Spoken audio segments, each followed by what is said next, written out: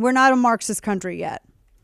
We are not a Marxist country yet. And I say yet because that doesn't mean that Democrats are going to stop trying to make it so.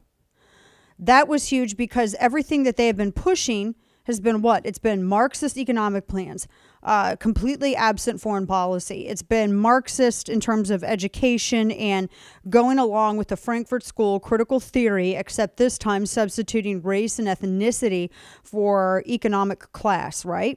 This is all Marxist by design. Anyone who says otherwise is either a moron or they're lying to you. They're either unqualified to weigh in on the issue because they don't know what critical theory is and they don't understand how it was modified in the 60s and introduced, unleashed throughout U.S. academia with CRT, or they're lying to you. There's only one or the other. There's no in between. And instead of CRT, it's institutionalized Marxist bigotry. That's what it is. So, first and foremost, we're not a Marxist country yet. Secondly, the second thing, this, and I mentioned this yesterday, this was not about just education and CRT in schools. And it was also not just about mandates. And it was also not just about schools being shut down for 16 months.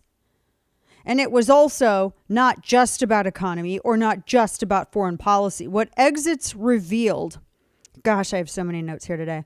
What exit polls revealed was that it was about all of these.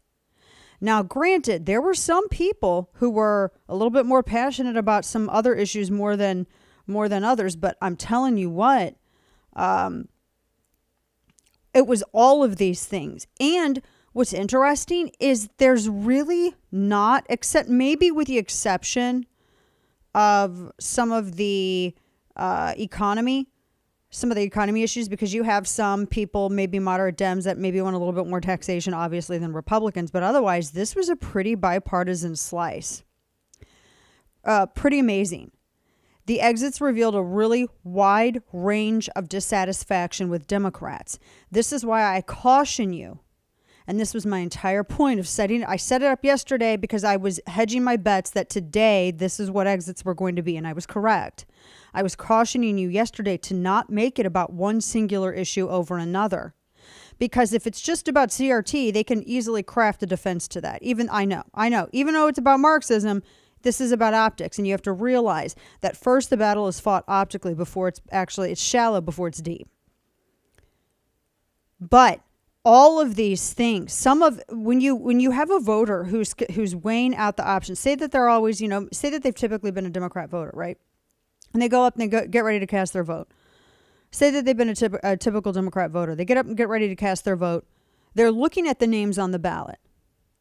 And they're thinking to themselves, golly, I have more complaints than I do good things to say about this party or this candidate. That's enough to sway somebody. And apparently that's one of the things that was happening in Virginia. Pretty unbelievable. And so this is why I say to people, it's not, yes, it is about CRT, but it's not just CRT. And yes, it is about schools being shut down, but it's not just about schools being shut down. And yes, it is about masks and vax mandates, but it's not just about masks and vax mandates. It's about all of these things. And all of it contributed to just an absolute shellacking. What did I say yesterday? That Youngkin really needed to win plus 10. Because McAuliffe was ready to litigate. And I think he saw the writing on the wall. There was no way that he was going to be able to even try to cheat away. This is what happens, by the way, when people show up to vote. They didn't do this in the special election in Georgia in 2020 or 2021, the beginning of this year. They didn't do it. You had deep red areas like Marjorie Taylor Greene's district that had less of a turnout than historic lows for 2016 or than previous historic lows, or less of a turnout than 2016.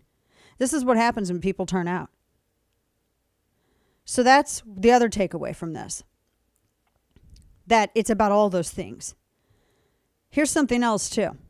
The race card is done. What did Terry McAuliffe, Kamala Harris, Joe Biden. What did all these people do? What did all they talk about? Race, race, race. You are racist if you talk about education, that's code for white supremacy. If you talk about parental control, that's about white supremacy. Everything is about white supremacy. Everything. Except it wasn't, though.